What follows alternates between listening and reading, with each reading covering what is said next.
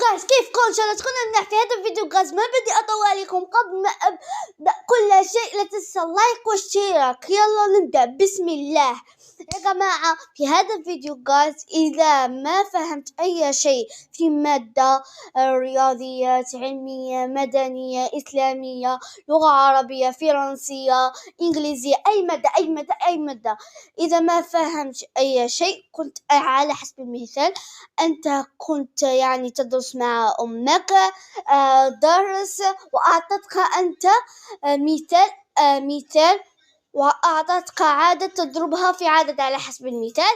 قالت لك يعني حلي هذه العملية، هذه العملية وأنت ما فهمتها ماذا تقول لها؟